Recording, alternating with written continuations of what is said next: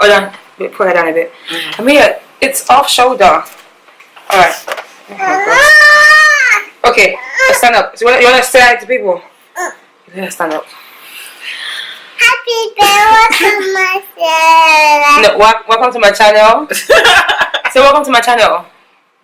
Welcome to my channel. I'm a puppy.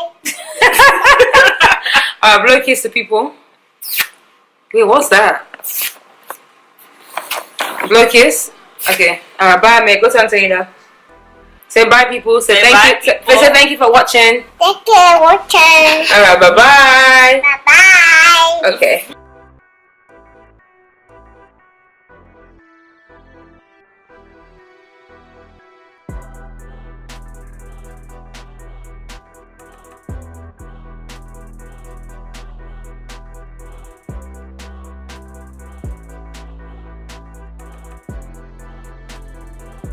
Hi guys, welcome to my channel. This is Tommy, T So Chic Speaks. Hi guys.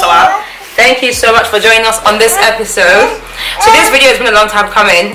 If you guys follow me on Instagram, you see that I just did a live look on my sister over here. That's why she's looking cute. She didn't do the makeup. Make my day artist, she did the makeup. That's why she's looking extra mighty fine. So today's topic is about the weight, and the reason why I wanted to have Bisola on for this conversation is kind of just encourage single women out there who are still trusting God for their life partner, and they feel the pressure from the society and just feel like, you have to get married at a certain time. And one thing I want us to really draw from this conversation is just kind of emphasize the fact that marriage is not the greatest accomplishment as a woman. Your sole purpose in life on this planet is not to get married. I'll bring Bisola on. I'm going to let you share your story. So I'm going to just ask you some questions, but I don't talk too much, and then we can kind of go from there. Okay. So you got married at what age? At 34. So Bisola got married at 34. Well, technically 33 is when we did court. And then 34 it was when you did your wedding. So Bisola got married at 34, and as you know, being an African, especially Nigerian, by the time Bisola got married, I can't imagine how many prayer sessions, deliverance sessions they've had for Bisola. People Pastor sending me like soap to bathe with. Wow. Soap that they prayed over, so when I bathe with the soap, I'll be able you just attract your husband because maybe he's not seeing you. You're right. What soap are you using, though? No, but it's crazy, and the reason we want to talk about this, just kind of talk about, being women of purpose. It's something that we're both very passionate about, and just kind of encourage you guys as well. I mean, for me, some people probably say I can't talk because I got married quite young. I got married at 26. I was 25. I was going to 26. So for some people, like, oh yeah, you didn't have to wait. But honestly, I really believe that if I was still single till now, the same way I felt while I was courting and I got married, the same way I would feel now. I was never the girl that was really desperate for marriage, had my life planned out. And I think when me and you talked privately, you saw that was the kind of person you were. You kind of had your life. So can you share that with the people watching? Yeah, I mean, I was a little different. I definitely had my life planned out. I wanted to be married by like 25, 26 because that's when I graduated from law school. So I was like, okay, done with school. Now time to start a family or whatever. And it just didn't happen like that. Even though I did my introduction with a guy, we didn't end up getting married. Right. So, I mean, that was like, what, another 8 years or so? So after you did your first introduction with that guy, send this one. So after you did your first introduction to that guy, you waited a good 8 years before you actually got married. And between that period of time, were you in relationships? I was definitely in relationships, talking to people, but they just didn't end up in marriage. And I'm thank God that they didn't, because now that the person that I'm married to now, I know that this is who God really had for me. Right. Yeah. Okay. So with with the relationship that broke off, because that relationship probably fell in your perfect plan, what you had, planned for your own life. Can you just share a little bit? You don't have to share too much details. Just about what kind of relationship it was. Being a woman of faith, being born again. How was it letting go of that relationship? Why did you break up that relationship? What did you learn from that relationship? And what made you not settle even 8 years until you eventually got married? Well, on paper, he seemed like a good person, and I'm not saying he's a bad person. I'm not bad, not saying anybody, but on paper, he had his degrees, he was already working, yada yada. But behind Christian closed too. door, he was Christian, pastor's son, family. Wow. all of that. But behind closed doors, we were having sex, and he cheated on me with multiple women that I didn't know about. So it wasn't until God literally spoke to me in dreams that he is not for me. Right, he is not for me, and there's other women that are in the picture. I mean, to the point where, friends that I thought were his friends were people that he was sleeping with, and we were friends. So it was sisters. Some of you girls, you're dangerous. It was so nice. Wow. So how was that for you though? Because I feel like a lot of, especially our Christian sisters, like, you feel like, especially when you've invested so much time in a relationship, it feels hard to break off. Especially for Christians who are, first of all, maybe doing stuff they shouldn't be doing, and you kind of want to save face. You're like, okay, we've been together for so long, for everyone else we look like a perfect couple. How was it? Was the dreams enough for you to be like, I'm done? Or did you kind of struggle to kind of let go of that relationship? I definitely struggled because up until him, I was a virgin. So, I mean, it was, 24, 25 when I lost my virginity. And I wasn't trying to. It just, it just happened because we didn't have a plan or whatever. Yeah. And obviously, the reason why I felt comfortable enough to do that was because I thought he was my husband. Yeah. Like, I wouldn't have done it if I didn't think he was my husband. Yeah. But that didn't work out. And so, to me, I was like, okay, why did I give this person my body? And he's not... I should not have given him my body because he's not for me. Yeah. So that now motivated me to be celibate until I got married. Right. Yeah. And I think what you just said is so key. And if you're watching this and you feel like you've kind of gone off or whatever, it's never too late for you to make that decision to say, you know what, I want to keep myself. And I think one thing that a lot of us females fall into, we do that. So I'm keeping it. Like, we make virginity not just keeping yourself in general a woman thing. But the Bible is very clear about sex before marriage. It didn't just say, woman, abstain, stay away. It talks about man and woman. The marital bed shall not be undefiled. So it's like, it's not just for the woman. So it has to go past us women holding on to our virginity, or holding on to our womanhood. Like, it's a prize. I mean, it's a prize, but it's like, you shouldn't just be with a guy that feels like you have to give it to him for him to validate your relationship, or for you to feel like, oh, you're the one for me. And like you mentioned something, you said you thought you were going to get married. I've met a lot of people actually, a lot of females, even Christians, who the reason why they sleep with this person is because they think they're going to get married. Then what happens when you don't get married? You've already given your body to that person. And then something that his dad said was, because his dad, I was so close to his dad that I told his dad what we were doing, and his dad said that, oh, so that's probably why he's not as focused anymore, because you already gave it up. And so that hit me to the core. He said he's a man of God. And that hit me to the core, that he was like, I don't know what it is, but innately a man loses respect if he already gets what he's supposed to get during marriage. Before marriage. You're giving marital benefits to a boyfriend because you're trying to keep him and trying to make yourself feel validated. Like, oh, no, I have to, because you're trying to make yourself look like a wife. And being in a relationship, marriage is more than sex. You have to bring a lot more to the table than just, oh, I can give him my body. Because that body you're giving, you can get it from anywhere. There's nothing special about your chest. There's nothing special about your below. Like, men, you can get it anywhere. So there has to be something of value. And the marriage is it's something you just rush into. And that's one of the things I wanted to really touch on, which is why I brought my friend on, about not settling. Don't let society rush you into what you're not ready to go into. Most women, we have intuition. We have that natural feeling when you know that it's not right.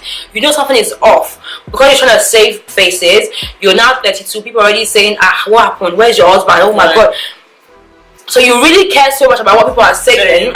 When this is not even the Holy Spirit telling you. This is just even your natural intuition that God has given to you. You already know. Who was sharing it? Not to bring her story up, but this girl from The Real. She was saying that before they got married, she kind of knew that there was something was off. And I was like, because now they got divorced. So when now she's talking about it, Jeannie. And she was like, she felt something was. And I was like, it's so crazy how a lot of women do say that, how they feel like something was off, but then they still kind of go ahead and get married anyway. And it's like, don't let age, it's not about who marries first, it's about who marries well.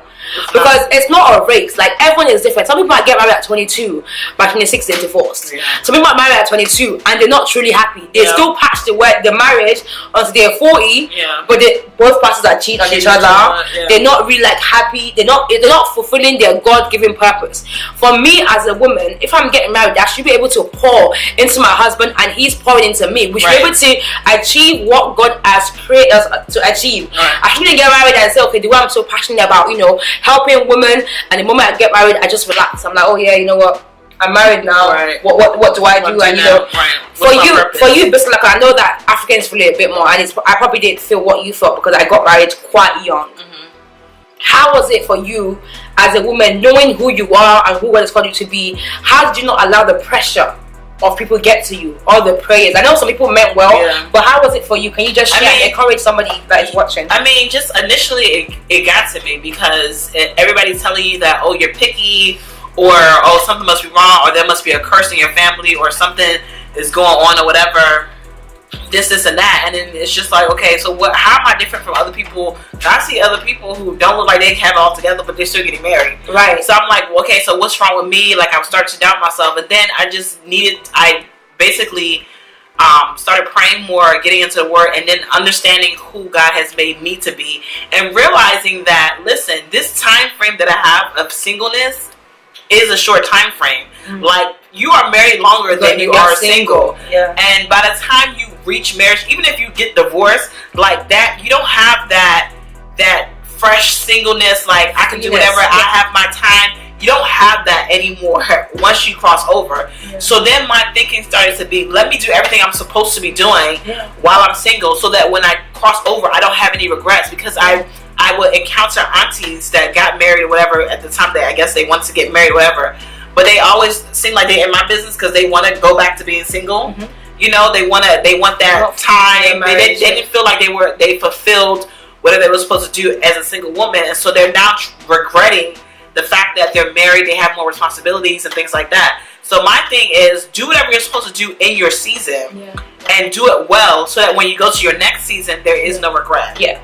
Thank you for that. And I think, just to add to what you said as well, you have to just understand, I think it goes back to just understanding who you are as a person, who God has called you to be. Because one thing I've noticed is, if you're not careful, people are going to project what they're feeling, their regrets on you, trying to force you to get around. I'm sure a lot of aunties probably gave you their nephew's number. Oh, this is the good boy, he comes to church, he plays instruments. For them, just because the person is in church means they're saved. They're just perfect, that's it. And the moment you have an opinion, you're too picky. I know some aunties mean well, some mothers mean well, but it's like, you can't let that shape your mind, because trust me, nobody's going to live in your marriage with you. We're going to come to your wedding, eat rice, drink juice, and go home. You have to deal with that person for the rest of your life, and forever is a long time to be unhappy. I'm not spending $30,000, $40,000. That's even, I'm talking about this basic cheap wedding. I'm not talking, because weddings are expensive. I'm not going to spend that much money for me to have a divorce 5 years later, and for me not to fulfill who God has called me to be. Like, I knew I was called for something before I got married. Marriage didn't change that for me. If anything, my partner should push me towards me achieving that. So the person that you're with, right, that you're dating or you're courting, whatever, are you happy with that person? Is this who God has called you to? Because a lot of us ladies as well, we don't go to God and ask Him for the opinion. Like, God, what do you think about this person? We go to say, God, bless this relationship, or this guy is amazing. We're not. It's like we're scared of what the Holy Spirit will tell us. So we kind of just project. Oh, we feel like, oh, this person is good, we're great together, we're both Christians and all that stuff. One thing I noticed is some people can act Christ-like. No, they can, because guys now go to church, they want to marry church girls, but okay, you want a Christian, so let me go to church, let me, play the part. But it's until you get married, you're like, wow, you are not really who I thought you would be. I've heard females, women say that, and it's like, it's hard where you see all the times while you're single, like, people are showing who they are, but we as women, we're so caring and so forgiving. We want to see past, we want to see the guy's heart, like, well, I really know who you are deep down. This is not really you. The guy is showing you clearly who he is, but you're there like, nah, I'm gonna go deeper. Like, he's something my pastor told our pastor told me was that when I was talking to him about relationships or whatever, and I was thinking that it was another particular person, and I was like, but I just have these doubts, and he was like, listen, when you're married, there's going to be so many obstacles that you won't even be able to plan for, because that's just how marriage is. So why go into a marriage already with obstacles and doubts? Like, that doesn't make any sense. Like, if you want the best possible outcome, go with who you feel comfortable with, and you guys have gone through certain situations before or whatever, or the person is praying for or whatever, or you know that God is speaking to you about this person. And then you can go into it, because there's too many unknowns in marriage, basically, that if you do know something and you don't act upon it, that's just not wise on you. Yeah. And so for you, just kind of go back to your story. So 8 years later now, you've kind of had, relationships here and there, get ready to marriage. What made you feel like your husband now was the one for you? Initially, I didn't. Initially, like, there was certain things that I kind of had my doubts about, but I just kept praying about it, because the one thing that I was consistent with was praying and asking God to make sure that I marry the person that He has for me, because my parents are divorced, so I didn't want to continue to like perpetuate that. And so that type of relationship. So no matter how much I allow the Holy Spirit to like basically get into my heart, like no matter how much I think I want to be with somebody, I would pray like, Lord, show me his flaws, show me what is wrong with this person, so when I see it, I can know whether I can deal with that or not. And the Holy Spirit will show you, like, if you are looking for an answer, you will get an answer. You have to be consistent in exactly. And so I got a very vivid dream that an angel appeared to me and said that in the beginning, you know, you it seems like you won't like him, but don't worry, everything will be okay. And this was like a year or two before I actually met my husband. So so the thing was, I didn't attribute that to anybody. Right. Like, it was just like a blanket, so I knew that, okay, whoever I was going to marry in the beginning, I may not have thought it would have been, but God will reveal to me that that is my husband. So that's another thing. When you're praying, you have to have a blank mind. You can't be praying and already have something in your mind. Like, how is that? That's like, how are you going to get the answer? We do that a lot. Yeah, you're praying asking, like, exactly. You're asking for an opinion, but you already got an opinion for yourself. And you just want him to reveal your opinion that you already have. It doesn't work that way. God, you know Peter, Exactly. So basically, I want you to bless us. I know Peter is not great, but I feel like you're in this relationship. I know. Feel like, are you telling me? Are you asking me? Right. So that was the situation. So, I mean, when he appeared or whatever, just certain things happened. First of all, the first time he called me was on my birthday. Yeah. That was not a coincidence. Yeah. And then he prayed for me. And we didn't start out in a relationship. We were friends, but because I was so comfortable with him, I knew that I could tell him things that I had not told anybody else before. And to me, that was something that was important to me in a marriage. I need to be myself. I can't pretend. I can't be anybody else. To pretend, boy. Right. Yeah. So for you, like, I like what you said, like, you were consistent in praying, and I think at that point, with the whole 8 years break, should I say, that you took, it kind of helped you build yourself as a woman as well, what to prepare for. I just want to encourage you guys watching, like, you know, if you are truly trusting God for a life partner, that you know that it's who God wants for you. Anyone can get married. People that are unsaved that get married, people that are crazy are getting married, people that are lovely are getting married. But for me, even for me, when I got married, I didn't want to just get married for get married's sake, because it's what it's meant to happen. It was very important for me to fulfill my God-given purpose. So that when I was thinking of marriage, that was one of my prayers. I prayed some dangerous prayer. I said, God, if this career is not for me, don't let my visa process go through. When I wanna move from London, make sure that, like, I was praying almost like I was cursing, not cursing, but like, it was some people like, what kind of prayer is that? Then you ask God to bless. I'm like, no. I want God to pull. I don't want to pray on emotions. I want God to pull me out now. I'm about to live my whole life in the UK. That's all I've known. Move to America. I'm not going to just do that because I like this guy or because we have great conversations. For me, I need God to step in, and I kind of just felt God's arm around me, like, you know what, I'm with you. So even when if we go through, you know, trials here now, because you're going to go through that in marriage, I just know God is with me. Like, I just know that there's an end. Like, I know that the end is good. It's not, oh, I'm going towards divorce, I'm going to end this marriage. I just know, because I knew that before I got into this relationship, I prayed to God and God was with me. Don't let anyone rush you. Don't let people place their own time on you on when to do things, how to do things. God is not moved by time. 1,000 years is like a day in God's eye, and the whole biological clock of a woman, I get all of that scientifically and all that stuff. I get it. But do you want to just get married just because people are getting married? But you want to get married and have a marriage that is so fulfilling, a marriage that's so full of joy, and you're just fulfilling your purpose. And it's so important for you to be with someone that you like, someone you can grow with. Answer, I'm praying for you. Thank you for your prayer. Keep it moving. I know it's hard to not let it get to you, but you have to just know who you are in Christ. When you know who you are in Christ, you're more confident and you're able to stand your ground. Right. You mean, thank you, Auntie, when God says it's right. Where's your husband? When God says it's time. Exactly. I want us to round up. Do you have anything to kind of encourage anyone out there that is over 30, still single? Yeah. They trust in God. If you're over 30, still single, live your best life is what my advice is to you, because the glory of God. Exactly, because to the glory of God. Don't come out here looking ratchet. But my thing is, guys are attracted to women who are confident and doing their thing. Yeah. Like, guys can spot a desperate woman from a mile away. Yeah. And if you're not, like, if the only thing that's on your mind is I want to get married, and you don't have anything else going for you, already you're taking yourself out the game. Yeah. So I would say just continue living your life, continue doing growing, continue to do what God has called you to do. Yeah. If you don't even know what God has called you to do, marriage is not even like on your forefront, because what's your purpose? You know what I mean? Like, what is your purpose in life? You know, you should know that before you get married to someone, so that you can marry someone with the same vision. Yes. And so just different things like that. Yeah. So yeah. Thank you so much, Priscilla. Thank you, guys. If you do have questions that, and you want to get in touch with Priscilla as well, you can kind of just send me an email at tsosheetspeaks@gmail.com. I'll be happy to answer your questions. And just have friends that you can pray with. Just keep trusting God on what His word says about you. I know it can get annoying. People asking you, just the same way about people asking about kids. That will be another video. Because some people just don't know how to stay in their lane. Asking when are you having children. It's like, how do you know the couple is not trying? But that's another topic for another day. But I do hope that, if you're out there, you're trusting God for your own partner, that God will really reveal to you who your partner is meant to be.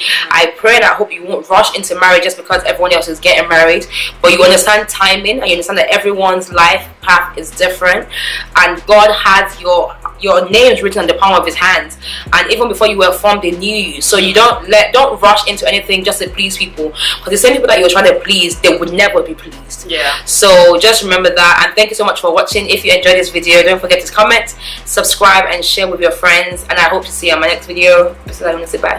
Bye, guys. Thank you so much. Bye bye.